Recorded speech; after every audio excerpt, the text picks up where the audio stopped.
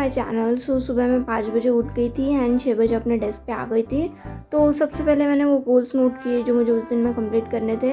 सबसे पहले मुझे करना था यकीन बैच का मतलब फिज़िक्स का लेक्चर। देन उसके बाद मुझे करना था यूएनडी का नोट्स रीडिंग एंड देन यूएनडी के question practice and quick notes and all, मतलब यूएनडी का पूरा चैप्टर ही करना था मुझे उस दिन में। देन मुझे करना था जूलॉजी का लेक्चर एंड देन मुझे करना था फिज़िक्स का लेक्चर। सो ये था मेरा पूरे दिन का टाइम टेबल। सबसे पहले मैं बैठ गई थी अपना फर्स्ट स्लॉट कंप्लीट करने में, जो भी था यकीन बैच का लेक्चर। ये लेक्चर 2 आवर्स का था, जो मैंने 2 आवर्स में ही कंप्लीट किया था। मोशन इन प्लेन का फर्स्ट लेक्चर था ये। By the way guys, generally क्या होता है ना, मुझे कई सवाल जो होते हैं वो बहुत कॉमनली पूछे जाते हैं। मतलब जो यूनिक क्वेश्चन होते हैं मैं उनका जवाब दे देती हूँ, लेकिन कुछ क्वेश्चन बहुत ज़्यादा कॉमनली पूछे जाते हैं तो हर कमेंट में वही जवाब देना मेरे लिए पॉसिबल नहीं होता है। या फिर कई बार क्या हो जाता है ना कि कुछ क्वेश्चन का आंसर बहुत ज़्यादा लेंथी हो जाता है, तो मैं दे नहीं सकती हूँ कमेंट सेक्शन में। तो इसी वजह से मैं स्टार्ट कर रही हूँ एक कंसेप्ट जिसका नाम है यूनिक Q&A, जिसमें ना आप जो मुझे सबसे कॉमनली क्वेश्चन पूछोगे किसी भी वीडियो के कमेंट सेक्शन में, या फिर कोई ऐसा सवाल पूछोगे जिसका जवाब डिटेल में दिया जा सकता है, ऐसा सवाल मैं अपने वीडियो में शो करूँगी एंड उसका आंसर दूँगी बहुत ज़्यादा डिटेल में। एंड मैंने आज भी किया है यूनिक Q&A वीडियो के लास्ट में। So stay tuned guys. By the way, इस स्लॉट को कंप्लीट करने में मुझे बहुत ज़्यादा आलस आ रहा था गाइस, तो बीच में मैंने ब्रेक भी ले लिया था। एंड इस स्लॉट में वैसे मैं यूएनडी के नोट्स रीडिंग कर रही थी एंड साथ ही साथ क्वेश्चन प्रैक्टिस भी कर रही थी। अब नोट्स रीडिंग तो मेरा हो गया था, अब मुझे करना था क्वेश्चन प्रैक्टिस। तो क्वेश्चन प्रैक्टिस करने के लिए सबसे पहले मैंने खोल लिया मेमोरीट एप्लीकेशन। यहाँ से मैं कर रही थी PYQ मार्क्ड NCERT। अब कोई भी चैप्टर करने के लिए हम सबसे पहले नोट्स रीडिंग करते हैं, उसके बाद NCERT रीडिंग करते हैं एंड उसके बाद PYQs करते हैं। लेकिन NCERT रीडिंग करते करते ना क्या हो जाता है कि बहुत ज़्यादा बोरिंग लगने लग जाता है, फिर हम PYQ को इग्नोर कर देते हैं। लेकिन PYQ को इग्नोर करके चलेगा नहीं, क्योंकि NTA इतने ज़्यादा ट्विस्टेड टाइप में क्वेश्चन देती है कि हमें PYQs करने ही पड़ते हैं।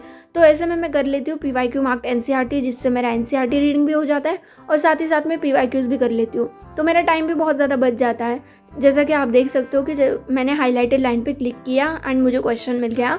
एंड अगर क्वेश्चन सही होगा तो भी आंसर मिलेगा, गलत हुआ तो भी आंसर मिलेगा। और सबसे अच्छी बात यह है कि इसमें PYQ कौन से साल का था ये भी पता लग जाता है। जैसा कि आपने देखा कि वो PYQ 2022 का था, तो मुझे वहाँ पे दिख गया कि वो PYQ 2022 का था। तो PYQ मार्क्ड NCERT करने के बाद मैं कर रही थी quick notes.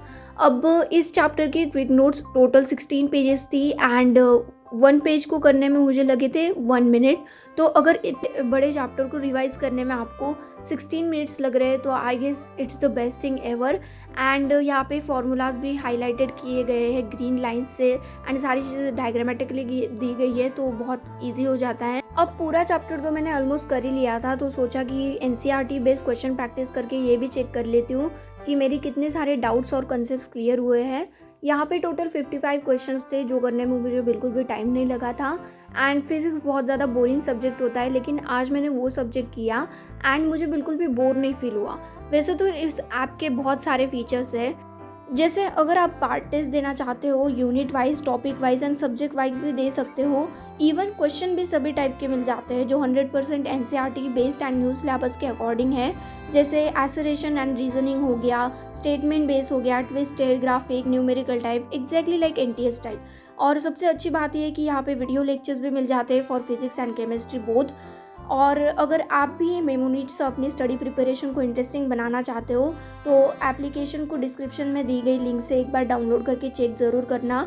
And you guys can use my coupon code MEDICOS20 for 20% off and link is in description guys. So चलो कर लेते हैं आज का यूनिक Q&A। आज का क्वेश्चन है कि टेस्ट एनालिसिस कैसे करना है।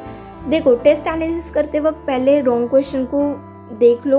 रॉन्ग क्वेश्चन जिस कंसेप्ट पे बेस्ड हो उस कंसेप्ट को एक बुक में या फिर पेज पे नोट कर लो। नोट करना मत भूलना। जिस कंसेप्ट पे बेस्ड क्वेश्चन है उस कंसेप्ट को पक्का से आपकी जो बुक होगी उस पे नोट कर लेना एंड देन उसके बाद राइट क्वेश्चन की तरफ चलते हैं। जो क्वेश्चन आपके राइट हैं उन क्वेश्चन को करने में आपको कितना टाइम लगा है और टॉपर को कितना टाइम लगा है ये देख लेना। अगर टाइम रिलेटिवली सेम हो तो ठीक है, और अगर टॉपर को करने में बहुत कम टाइम लगा है और आपको बहुत ज़्यादा टाइम लगा है तो इसका मतलब आपको वो कंसेप्ट आती तो है लेकिन वीक है, मतलब 70-80% आती है, तो वो भी स्ट्रॉन्ग करने की आपको ज़रूरत है। तो ऐसे भी कंसेप्ट को आपको लिख लेना है and you are done with that.